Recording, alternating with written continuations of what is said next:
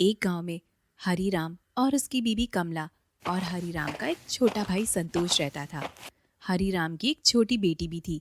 उसका नाम राधा था। राधा रंग से सांवली थी। राधा के सांवले रंग की वजह से उसे सभी लोग चिढ़ाते थे, लेकिन राधा का मन इतना साफ था कि वह किसी से कुछ भी नहीं कहती थी। वो बहुत ही नेक दिल की और संस्कारी लड़की थी। एक दिन राधा सुबह सुबह तैयार होकर कहीं जा रही थी। तभी राधा की मम्मी कमला उससे पूछती है, ओ बेटी, सुबह सुबह सज धज कर किधर जा रही हो? अरे हाँ मम्मी, मैं आपसे पूछने ही वाली थी। मेरी सहेली का जन्मदिन है तो उसने बुलाया है, बस उसी के पास जा रही हूँ। क्या मैं जा सकती हूँ? बेटी, जा तो सकती हो, लेकिन टाइम पर घर आ जाना। सुना है गांव में बच्चों को गायब करने वाली चुड़ैल घूम रही है। कमला के बोलते बोलते ही राधा उसकी बात को मजाक में ले जाती है और जोर जोर से हंसने लगती है। अरे माँ, चुड़ैल वुड़ैल कुछ नहीं होती। किसने कह दी ये बातें आपसे? होती है बेटी, चुड़ैल होती है। जिस इंसान की जीवनी पूरी होने से पहले उसकी मौत हो जाती है, वो फिर चुड़ैल बन के घूमती है। हाँ, ऐसा भी होता है क्या माँ? माँ ठीक है, तो फिर मैं जल्दी घर आ जाऊंगी। इतना कहकर राधा वहां से चली जाती है। कई वर्षों पहले दिव्या नाम की एक लड़की उस गांव में एक बड़े खानदान से ब्याह कराई थी। शादी के कुछ साल बाद दिव्या को एक लड़की होती है, लेकिन उसके घर वालों को लड़का चाहिए होता है। लड़की की चाह में वो लोग उस नवजात शिशु को पैदा होते ही मार देते थे। ठीक यही बार दूसरी बार भी होता है। दिव्या को फिर एक लड़की होती है, लेकिन इस बार दिव्या उसे लेकर भाग जाती है। इसके बाद वो लोग जैसे तैसे दिव्या को ढूंढ लेते हैं और दोनों को गांव के एक कुएं के पास मार देते हैं। जिसके बाद से ही दिव्या की आत्मा भटकने लगती है और वह गांव के लोगों को परेशान करने लगती है। जैसे तैसे उसे शांत किया जाता है, लेकिन फिर कई सालों बाद वह जाग जाती है और दोबारा उसी गांव में आकर आतंक फैलाने लगती है। शाम होने को आती है, सूरज ढल जाता है और राधा भी अपनी सहेली के घर से लौट रही होती है। जंगल के रास्ते को अपने घर को जाते हुए बहुत ही ज्यादा अंधेरा होने लगता है और कुछ ही देर में काला घना अंधेरा हो जाता है। घर को जाते जाते काफी ज्यादा सुनसान और अंधेरा माहौल बन जाता है। तभी राधा अपने मन में सोचती है, हे भगवान, अंधेरा भी हो चुका है और ये जंगल, वीरान अकेला रास्ता। अगर वह शैतान चुड़ैल सामने आ गई तो मेरा क्या होगा? इतना कहकर राधा तेज तेज कदम से वहां जाने लगती है। उसे बहुत ज्यादा डर लगता है। कुछ आगे चलकर अचानक ही राधा को एक सफेद साड़ी पहने बुढ़िया नजर आती है। बुढ़िया को देखते ही राधा सर से लेकर नीचे तक ये तो कांपने वही लगती है। चुड़ैल है, ये मुझे अब मार डालेगी। धीरे धीरे वो बुढ़िया राधा के पास आने लगती है। राधा के दिल की धड़कन बढ़ जाती है। राधा बहुत ज्यादा डर जाती है। तभी अचानक पीछे से साइकिल में राधा के चाचा संतोष आ जाते हैं। राधा तुरंत पीछे मुड़कर देखती है। उसके चेहरे पर एक खुशी आ जाती है। डर एकदम से गायब हो जाता है।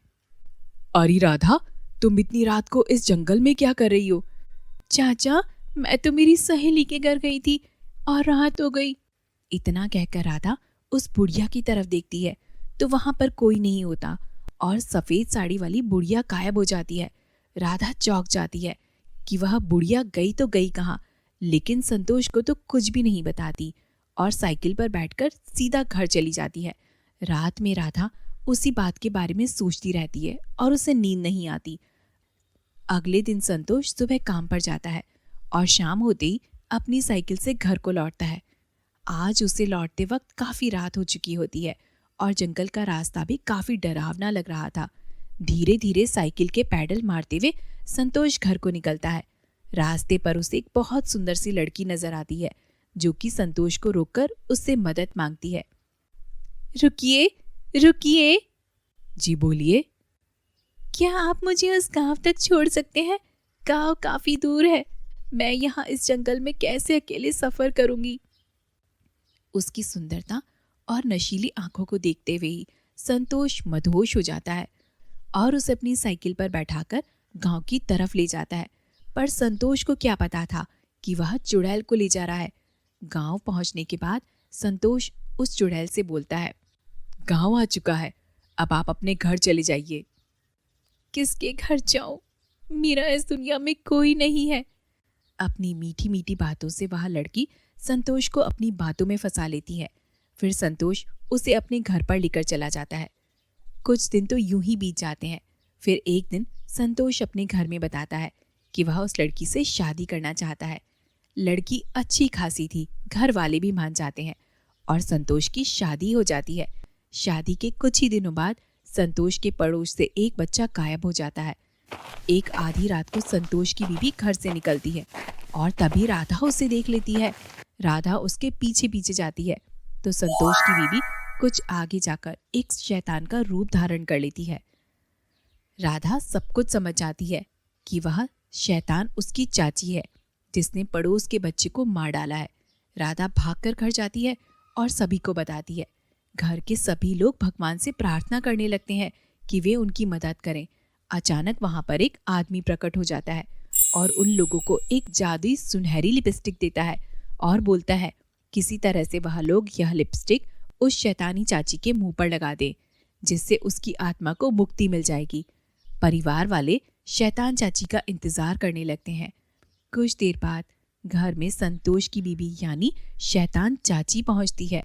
घर में वो अपना वही सुंदर लड़की वाला रूप धारण कर लेती है, लेकिन अब उसका असली चेहरा सबके सामने आ चुका था। शैतान चाची के अंदर आते ही राधा बोलती है, हमें पता है तुम एक शैतान हो और गांव के बच्चों को मार रही हो। राधा के बोलते ही वह अपने शैतानी रूप में आ जाती है और राधा को मारने के लिए उसकी तरफ बढ़ती है। तभी पीछे से आकर संतोष और हरिराम उसे पकड़ लेते हैं और राधा तुरंत उसके होठों पर वह सुनहरी लिपस्टिक लगा देती है। लिपस्टिक लगाते ही वह शैतान आत्मा जलने लगती है और कुछ ही देर में उस शैतान चुड़ैल की मुक्ति हो जाती है। फिर सभी लोग भगवान का शुक्रिया करते हैं और इस तरह उस शैतान चाची से गांव को मुक्ति मिल जाती है।